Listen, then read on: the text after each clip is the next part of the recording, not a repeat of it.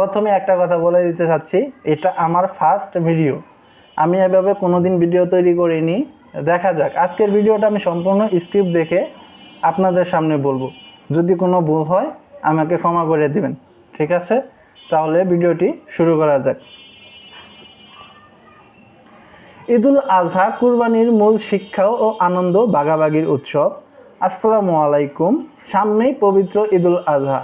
কুরবানির এই ঈদ শুধু গোশত খাওয়ার জন্য নয়, এর পিছনে লুকিয়ে আছে এক গভীর আত্মত্যাগের শিক্ষা। আজকের ভিডিওতে জানবো ঈদুল আজহার তাৎপর্য, কুরবানির মূল উদ্দেশ্য এবং কিভাবে আমরা আনন্দ ভাগাভাগি করতে পারি।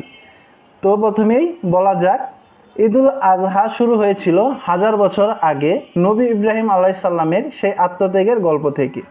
আল্লাহ তাকে আদেশ করেছিলেন তার সবচেয়ে প্রিয় জিনিস কুরবানি দিতে। তিনি প্রস্তুত হয়েছিলেন তার ছেলেকে কুরবানি দিতে। আল্লাহ তখন তার সন্তুষ্টির জন্য একটি পশু পাঠিয়েছিলেন কুরবানি দিতে। এই শিক্ষাই আমাদের মনে করিয়ে দেয় আসল কুরবানি পশু নয়, বরং নিজের আত্মা, অহংকার ও সম্পদের প্রতি ভালোবাসা। নাম্বার 2, প্রতিটি পশু কুরবানি করার সময় আমাদের মনে রাখা উচিত এটা শুধু সামাজিক রীতিনীতি নয়, বরং আল্লাহর সন্তুষ্টির জন্য করা এক মহৎ ইবাদত। পবিত্র কোরআনে বলা হয়েছে, আল্লাহর কাছে পৌঁছায় না তোমার কুরবানির গোশত বা রক্ত, বরং পৌঁছায় তোমাদের তাকওয়া। সূরা হজ আয়াত 37।